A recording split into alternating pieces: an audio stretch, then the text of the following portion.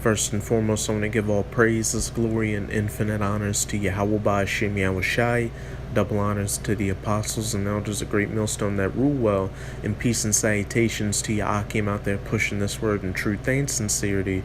May you brothers endure until the end. This is the Brother Raya with another video, and I'm going to be reading from an article on ZeroHedge.com titled, Internet Censorship Just Took an Unprecedented Leap Forward and Hardly Anyone Noticed. So this video is going to be dealing with the coming famine of the word. And this brings me to my first precept in Amos chapter 8 verse 11. Behold, the days come, saith the Lord Yahweh, that I will send a famine in the land, not a famine of bread, nor a thirst for water, but of hearing the words of Yahweh. And in this article, it's going to be speaking about how smaller alternative media sites are being taken down, which we know through the Spirit is just the elites working their way towards taking down the videos of the men of the Lord, chiefly through GMS or Great Millstone, because the elites read and search the scriptures and know that once that true vibration of Yahweh Ba'Shem Yahushai is getting pushed out there, that whatever kingdom that's ruling at the time is about to come to its end, and the elites know that once this last captivity and kingdom of the Edomites go down, that they're going to go into a 1,000 years of hardcore bondage and slavery before their eventual eradication. And of course, they don't want that, so they're going to do anything they can to take this, to keep this word from going out. So that's why you brothers should be in hyperdrive right now, pushing this word as hard as you can, because we don't know how much time we have left, though we know we're close to this famine of the word, and then Esau moving on us outright and starting to arrest us and throw us in those concentration camps. And just to further show us signs of the times, this brings me to Matthew 24 verse 14. And this gospel of the kingdom shall be preached in all the world for a witness unto all nations, and then shall the end come. And GMS has camps all around the planet in the Philippines, in Romania, in the United Kingdom, in South America, in Sweden, what have you. So this word is definitely getting preached all around the world as a witness unto all of these nations, and we're getting closer and closer to that end. We're just waiting for Yahweh Ba'Shem Yahushai to make that move and allow Esau to come down in great wrath. But we can see that we're in the beginning stages of this of the end of the world. We're in the beginning of sorrows leading up to our salvation, and the end of this kingdom and the beginning of our eternal kingdom. This is Matthew 24 verse 6. And ye shall hear of wars and rumors of wars. And there's that Syrian civil war going on, as well as that war in Yemen. And the rumors of wars is Mike Pence, who's Trump's vice president, recently made a speech saying that the United States is in a new Cold War with China, which is eventually going to turn into a hot world war. See that ye be not troubled, for all these things must come to pass, but the end is not yet. For nation shall rise against nation. And you can see racial tensions building up in the United States right now. You've got these Edomites, or so-called white people, calling the cops on you so-called Negroes, Latinos, and Native Americans for nothing. You've got these cops gunning down Jake. And you've also got so-called Negroes and Latinos starting to buck up against these Edomites. And also you've got these Edomites having a civil unrest between themselves, not only in the United States with these conservatives and liberals going at each other's throats, but these Edomites around the world. You've got these European Edomites starting to buck up to the United States, and kingdom against kingdom, such as the United States against China, Israel against Iran or Syria, or Russia against the United States. And there shall be famines, which there are severe famines in Venezuela and Yemen, and pestilences, and earthquakes, which are happening just about every damn day in diverse places. All these are the beginning of sorrows. And we're waiting for that mandatory implementation of that microchip implant, which is the mark of the beast. And once that happens, shortly after, Yahushua is going to make his return to save his elect, and it's going to be the end of this world, or Esau's rulership. So let's get back to this article. While most indie media was focused on debating the way people talk about Kanye West and the disappearance of Saudi journalist Jamal Khashoggi, an unprecedented escalation in internet censorship took place, which threatens everything we all care about. It received frighteningly little attention. After a massive purge of hundreds of politically oriented pages and personal accounts for inauthentic behavior, Facebook rightly received a fair amount of criticism for the nebulous and hotly disputed basis for that action. What received relatively little attention was the far more ominous step which was taken next. Within hours of being purged from Facebook, multiple anti-establishment alternative media sites had their accounts completely removed from Twitter as well.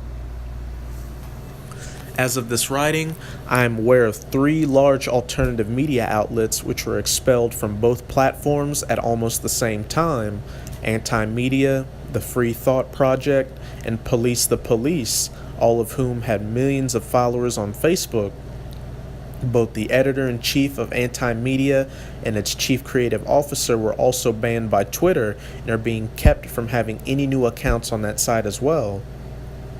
I unfortunately always felt the day would come when alternative media would be scrubbed from major social media sites. Anti-Media's chief creative officer S.M. Gibson said in a statement to me, "Because of that, I prepared by having backup accounts years ago. And if you brothers aren't already, you should really back up all the videos you make just so you have them in case your YouTube account gets taken down."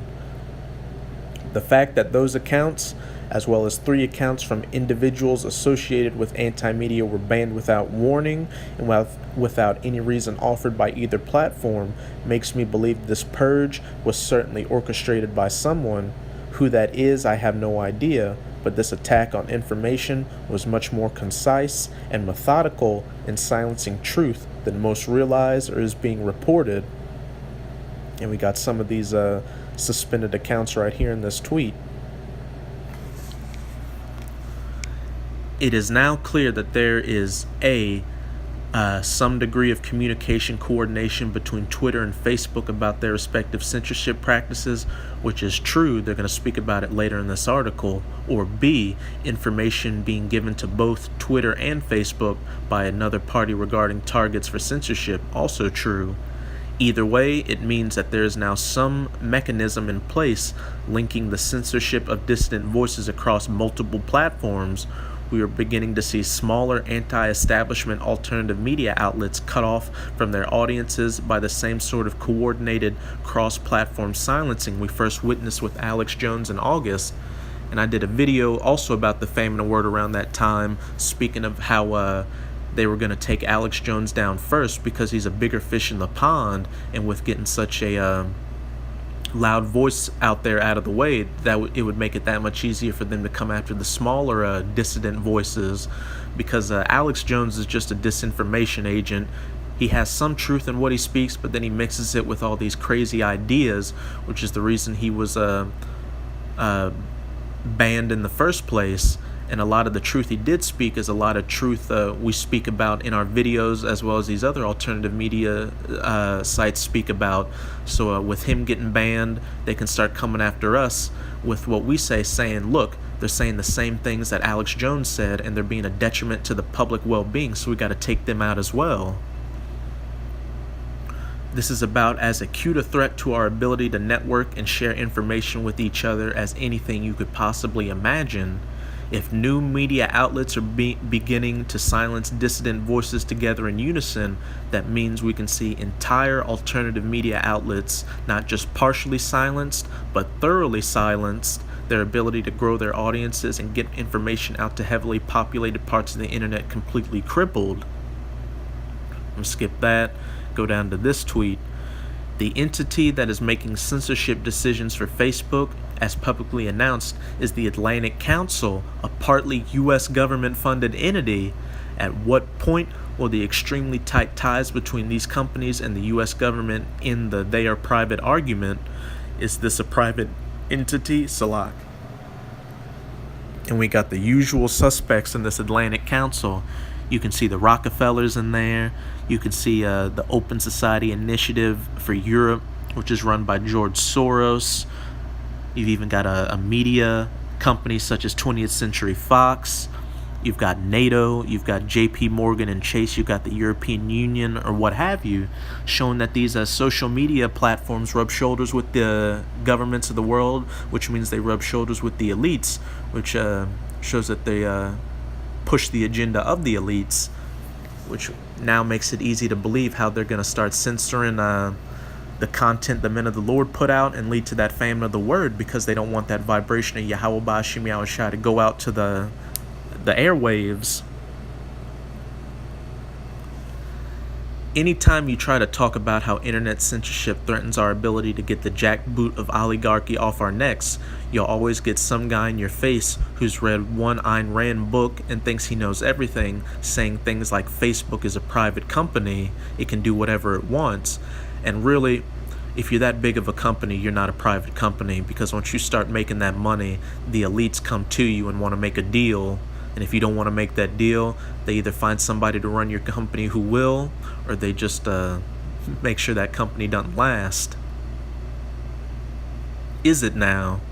Has not Facebook been inviting U.S. government-funded groups to help regulate its operations, vowing on the Senate floor to do more to facilitate the interests of the U.S. government, deleting accounts at the direction of the U.S. and Israeli governments, and handing the guidance of its censorship behavior over to the Atlantic Council, which receives funding from the U.S. government, the EU, NATO, and Gulf states?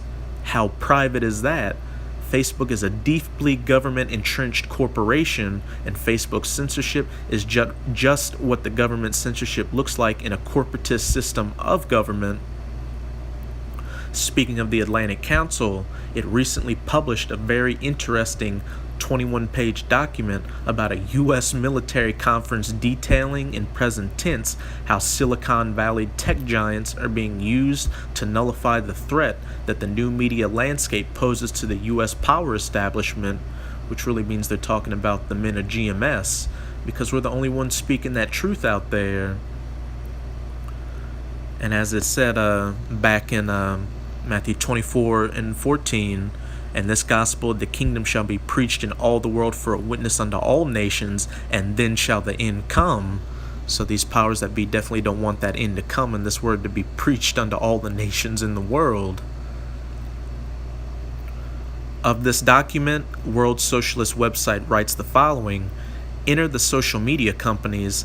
The best mechanism for suppressing oppositional viewpoints and promoting pro-government narratives is the private sector, in particular technology giants including Facebook, Google, YouTube, and Twitter, which can determine what people see and do not see. So as you can see, the powers that be have their fingers in all these pies of the internet. So they've got so they're getting ready to do a shadow ban across all these platforms. So they're going to take you brothers' content off of Facebook. If you have a Twitter, they're going to do that. And clearly YouTube, because our videos on YouTube are cutting them up. And they're definitely coming after Google, because if you notice now, whenever you look up a particular topic, such as an Edomite or put in a Bible verse, when that search comes up, they'll have a little video section, and it's usually GMS videos showing how prevalent this word is. So Esau's going to do whatever he can to stop that. Watts adds, fortunately, shifts in the policies of social media platforms such as Facebook have had significant impact on the type and quality of content that is broadcast. The private sector, therefore, must do the dirty work of the government, because government propaganda is viewed with suspicion by the population. Business and the private sector may not naturally understand the role they play in combating disinformation, but theirs is one of the most important. In the West, at least, they have been thrust into a central role due to the general public's increased trust in them as institutions. That's pretty much it with this article. As you brothers can see, we're getting closer and closer to that famine of the word. But it doesn't matter if Esau takes our content off the internet, because not only is it a part of prophecy, but by him doing that, it's going to send a bunch of these people that watch our videos online to come out to the camps and learn, because that's the only way they're going to get it. Which brings me to 2 Corinthians 13:8, for we can do nothing against the truth, but for the truth. So whatever Esau does, it's only going to benefit the truth. It's just going to bring that much more fish out to the highways and byways to learn from the fishers. So, and that's another reason why you brothers should keep studying in this word, so you can be prepared for this massive flood of people who are going to come to us once this internet's been taken out.